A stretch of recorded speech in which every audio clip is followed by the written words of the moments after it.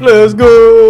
Bonjour tout le monde. J'espère que vous allez bien les gars. Bon, ça va être un petit live rapide, hein. On va faire une petite heure juste. Regardez, là. On fait YouTube. Oui. Et derrière, il y a le Lucas. Bon, on voit pas les. Normalement, il y a les deux. Vous allez voir dans la vidéo qui est sortie là tout à l'heure. On voit les deux. Mais parce que l'angle de la caméra, c'est différent. Ah, t'as compris. Sur en vidéo, ouais. De quoi? Enfin, couper tes cheveux. Mathéo. Ah oui. Bah, ça fait une semaine. Gros, ça faisait 3 mois que je suis pas allé au coiffeur. C'était affreux. En fait, c'est pas parce que je sais pas, chaque fois je procrastinais, tu vois, j'avais pas le goût d'y aller. Mais même après, vas-y, mange. Après, c'est vrai que c'est toujours compliqué. On est à Malte. Bon, voilà, on connaît pas. Il faut trouver un coiffeur. Il faut prendre le temps, quoi. Donc, du coup, moi, j'ai eu de la chance. J'ai trouvé un coiffeur juste dans ma rue. À 100 mètres, Mathéo, t'as donné quoi ton coiffeur? Incroyable.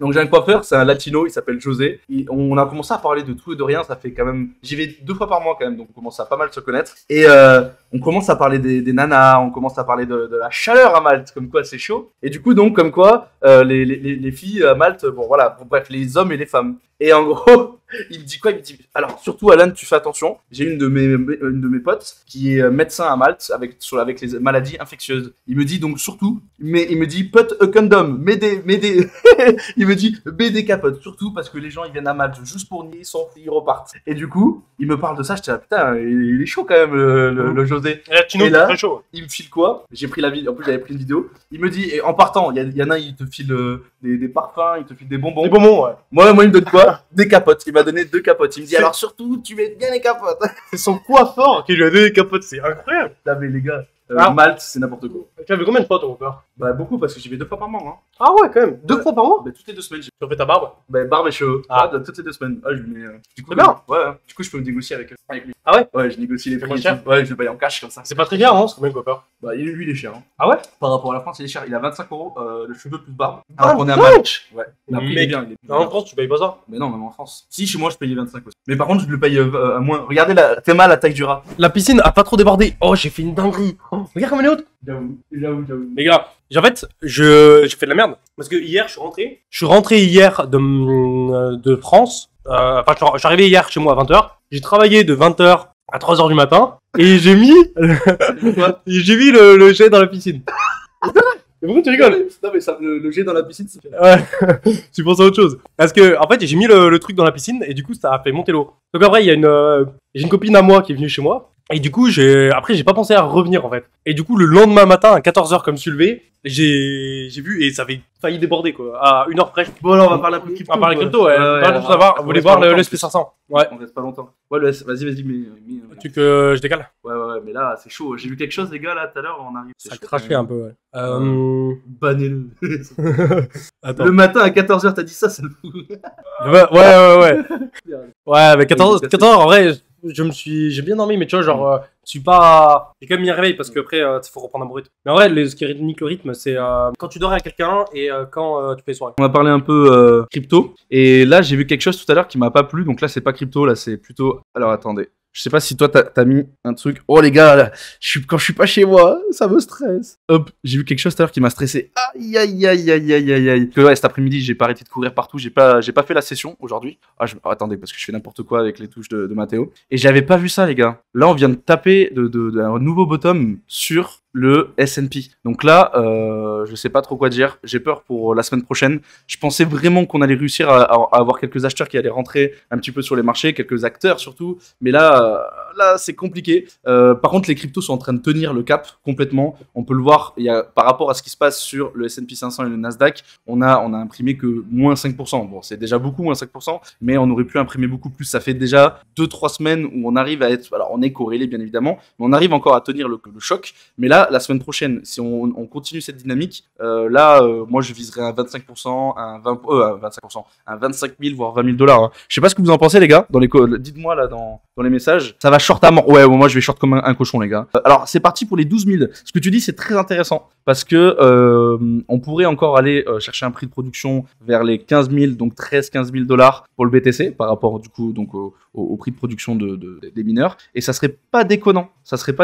Par contre, si on descend aussi bas pour recover, pour revenir à des niveaux intéressants, on va mettre plusieurs mois. Préparez-vous. Hein. Ah, je suis dégoûté. Je pensais vraiment pas qu'on allait imprimer une bougie aussi dégueulasse sur le S&P.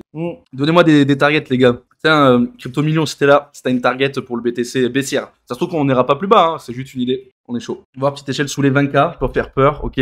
Tu penses quoi de la MA 666? Mais moi je suis pas trop MA les gars. Je suis MA mais juste pour avoir une tendance. Et là la tendance elle est claire donc pas besoin d'utiliser une MA pour moi personnellement. Moi je fais plus du price action. 1-1-1, si les insists s'en mêlent, je vise les 12.5, c'est pas dégueulasse. Poser un billet à 15K, c'est pas dégueulasse aussi. Moi les gars, j'ai gardé 30% de cash là, et j'en ai encore qui rentrent. Et pour réinjecter du coup dans des targets beaucoup plus basses. 22K, 13, 14, le gap, ok. Donc voyons Warcus, qu'est-ce que tu me dis? Oui mais Alan, logiquement, si nous sommes en récession, etc., on va encore baisser, donc le ROI sur Stepen va être une galère. Oui, bien évidemment, le ROI va reculer. J'ai pas voulu rentrer sur Stepen parce que c'était trop tard. En fait, quand il y a les plus gros influx qui en parlent, moi j'ai toujours un petit peu... Voilà, je me suis dit, on attend un tout petit peu de voir comment ça réagit. Bon, mais j'ai loupé le train, ça a complètement explosé. Et du coup, en fait, ce que j'ai fait, je me suis dit, je vais attendre d'avoir une chute des marchés. De toute façon, c'était prévu. J'étais ressorti à 85% stablecoin depuis le début de l'année. Pourquoi? Parce que c'était logique avec ce que la Fed prévoyait, même la BCE par rapport à l'augmentation des taux, c'était obligatoire. Avec la guerre en plus derrière, bon voilà, bon bref, de toute façon ça vous connaissez l'histoire, je vous l'ai déjà raconté 40 fois. Et du coup, bon ben voilà, j'ai été patient. Bon après avec les années les gars, je sais être patient, donc c'est pour ça que j'ai bien attendu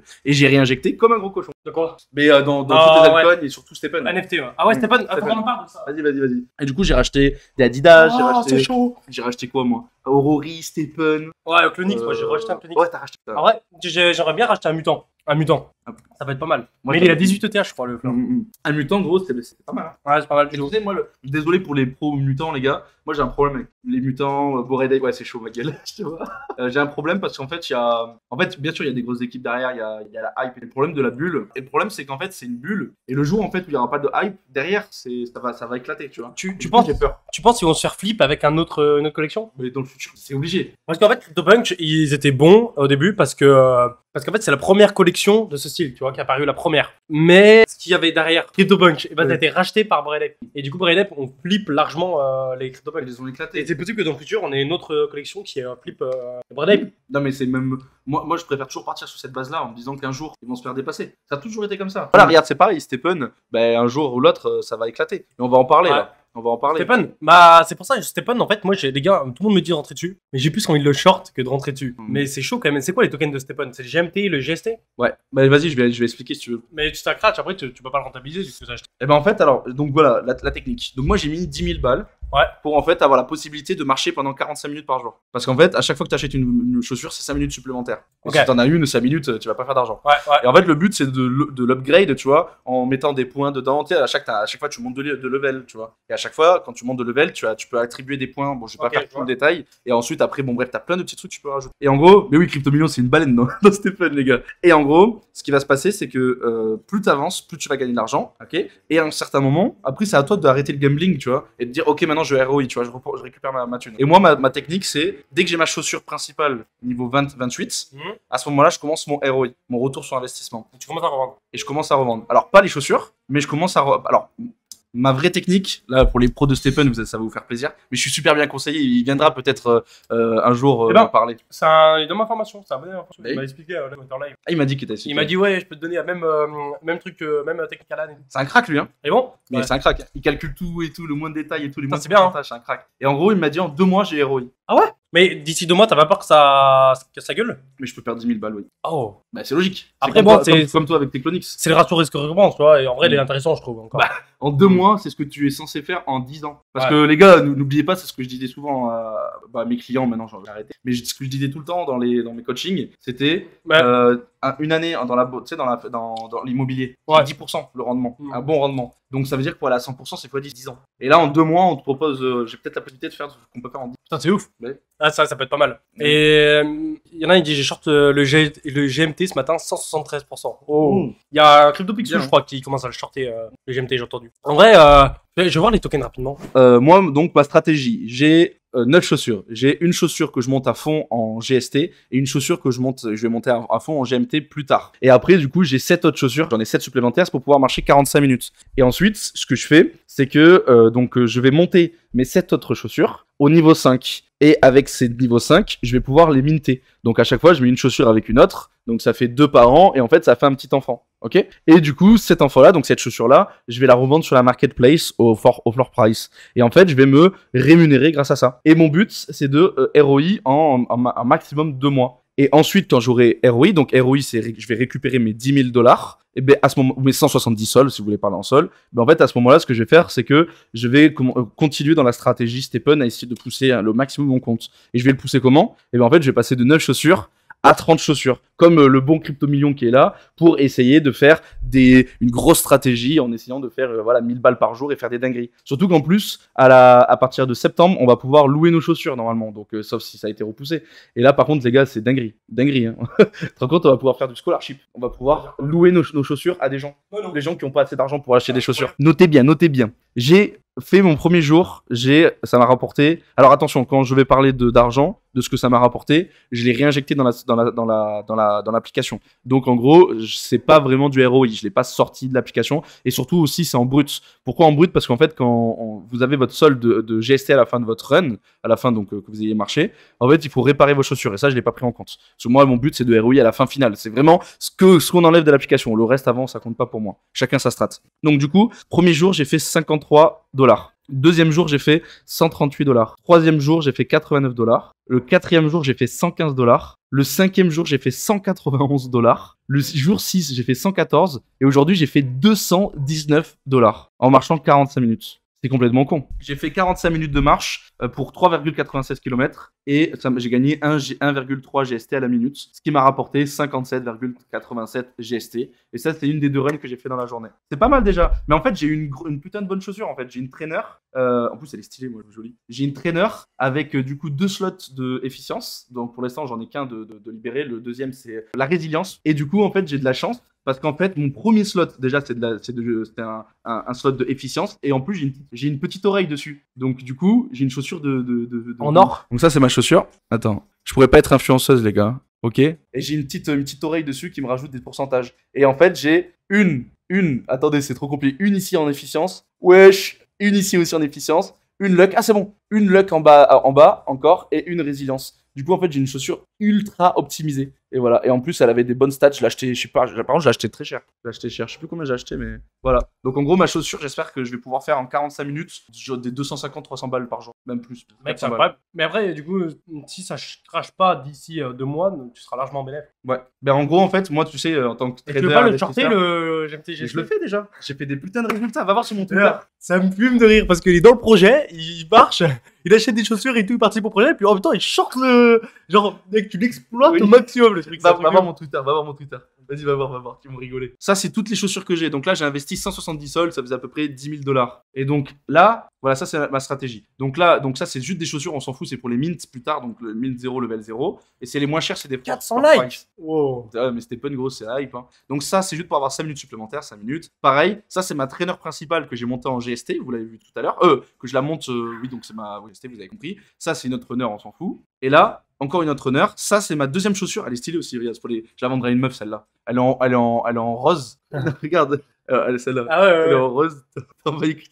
Et celle-là, elle est spécialisée en GMT. Et du coup, j'attends avant de la monter. Et ensuite, j'ai mes autres runners. Donc ça, c'est ma stratégie. Et ensuite, moi, ce que j'ai fait, c'est que je suis un enfoiré, comme l'a dit Mathéo, il a raison. En fait, moi, ce que j'ai fait, c'est que vu que j'ai loupé le train, j'étais pas content. Et du coup, j'ai dit, vas-y, vous savez quoi, je vous short la gueule. Et du coup, j'ai shorté le projet. J'ai pris des sous et je les ai réinvestis pour m'acheter des chaussures. Et je l'ai dit sur Twitter en plus, en mode bas les couilles. T'abuses. Là, c'était mes gros 4 shorts pendant la grosse baisse. Donc, mon short principal, c'était de Bitcoin, donc de 35 800 jusqu'à 31 400. Beau short. Ensuite, ETH, pareil, gros short. GMT, 317, de 3,15 à 2,17. Waouh. Et après, j'ai shorté aussi le Apecoin parce que. Ça fait sur deux exchanges. Prise de masse ici. Ouais, les gars, prise de masse. Allez, Vicef, ça. Oh putain. Non, en vrai, c'est dur. Franchement, la nourriture, c'est le plus dur. Manger tous les 6 heures, c'est chiant. C'est tout le temps en train de digérer, tout le temps obligé de te forcer à manger. Genre là, j'ai pas du tout envie de manger. Mais bon, c'est peut-être que c'est à cause de ça que t'as du mal à dormir et être régulé. Non, mais là, ça va, je me suis régulé en fait. Ah ouais, c'est bon. En vrai, les gars, là, sur ce que moi je récumule le plus en ce moment, c'est plus les NFT. Parce que le fait d'être exposé sur ETH et à la fois d'être exposé sur le NFT, en vrai, quand ça va remonter, ça va être doublement gagnant. Donc c'est vraiment pas mal. Bah oui, NFT. C'est smart. Mais le problème, si la bulle vraiment explose, ça va dans le cul. Parce qu'un ETH, j'y crois à très, si très ça long terme. descend, t'es doublement baisé. Si ça monte, t'es doublement gagnant. Ah, ETH 2.0, le 8 juin. T'en penses quoi de ça? Moi, je pense qu'on va avoir sur ETH 2.0, en fait, ça va pas être. Je pense qu'il y a trop de demandes qui attendent que ETH 2.0 ce soit le jour et la nuit, quoi. Enfin, l'inverse. La nuit et le jour plutôt. Et que, genre, là, ce soit nul. Et que d'un coup, il fasse sa mise à jour et que ce soit 10 fois mieux sur ETH 2.0. Mais je pense que les gars, ça va être juste, ça va être très long. En fait, ETH 2.0, ça se met pas du. En fait, il va pas avoir une mise à jour qui va tout changer. Et ça va se faire vraiment petit à petit. Et du coup, je pense qu'on va avoir encore trop d'attentes par rapport à ce qui va se passer pour les prochaines mises à jour, le mois de juin. Ça va être comme la mise à jour de London qui s'était fait juillet 2021, donc c'était l'été dernier. Où en fait, c'était cool, tu vois, mais il n'y avait pas eu grand chose non plus sur ETH 2.0. Ça avait avancé, mais pas comme les gens attendaient. Après, tu sais, moi, j'ai tout le temps le Sell the News, gros. Buy the rumor, sell the news. Hein. Ouais. Donc, Mais tu vois, pour l'instant, ETH 2.0, pas très précis niveau là aussi. Mais après, on peut pas le voir, tu vois, avec tout ce qui est tombé et tout. Mais peut-être que quelques jours avant, on pourra. Mais moi, je sais pas. Moi, je pense que je vais le shorter le jour. ETH J'adore Sell the News. C'est vrai. Sell the News, ça m'a rapporté des petits billes. Hein. Bah, toi, t'es une baleine sur ETH. Je suis pas une baleine. Je sais pas comment c'est une baleine sur ETH. Mais en vrai, l'ETH, c'est celui que j'ai le plus en portefeuille, les gars. Depuis 3 ans, c'est l'ETH que j'ai le plus en portefeuille. Ouais. Moi aussi, maintenant. Ouais. ETH et après Sol, maintenant. C'est vraiment la crypto que j'ai le plus. Ouais. En vrai, c'est la meilleure. Moi, ça fait ETH, Sol, un peu de BTC, mais tranquille, BTC. Ouais, je suis full Luna. Ouais. Ah ouais. T'as vu tout ce qui. Ah ouais, mais c'est vrai qu'on s'est pas vu depuis. T'as vu, il y a eu des dingues. Ouais, j'avoue. T'inquiète, Gnat, j'ai mis le graphique de côté. Je le vois, le petit W qui est en train de se former. En fait, mec, Luna, là, Bon, putain, il y en a, ils se sont fait fortune en shortant. Je suis dégoûté de pas l'avoir fait. Je l'ai fait rapidement, mais tu vois, j'ai pris des petites positions, quoi. Moi, j'ai pas eu les plus grosses. J'ai pas eu les couilles, gros. Il y a Antonin, les gars, qui va peut-être faire un live sur Twitch. T'as vu, je t'ai envoyé un message, j'ai pas eu le temps de regarder. Et lui, il m'a envoyé un message, gros, le 11 mai, le token il était encore à 4 centimes. Il m'a dit, ça va cracher à 0. Parce que, genre, tu vois, il a capté que la supply, elle faisait que monter le nombre de tokens et tout. Et Oui, que ça fait doubler. Ouais. J'avais pas capté ça tout de suite. Là. Je ramène du monde. Ça va, toi, tranquille? Ça va? Lucas, les gars, que vous avez déjà vu. Il y a Valentin en bleu. Lucas, que vous avez déjà vu, il était déjà venu. Là-bas. Ouais, et Aloïs, frère jumeau. Regardez, on dirait pas, les gars. Les deux frères jumeaux, on dirait pas les frères Winklevoss. C'est vrai. Oh, les deux frères jumeaux musclés qui ont des cryptos, c'est incroyable. Celle-là, tout le monde là, ça, tu peux la. Bon les gars, je crois qu'on va pas trop tarder parce que il faut qu'on y aille après. Il faut que je leur montre leur chambre et tout, et après qu'on y aille, du coup on va pas tarder. Ouais, c'était cool. On a fait un petit live, mais on fera un plus gros live la semaine prochaine, les gars. On vous kiffe, passez une bonne soirée et on se retrouve en vidéo. Ouais. Et vendredi prochain pour le live, les gars. Ciao tout le monde. Salut.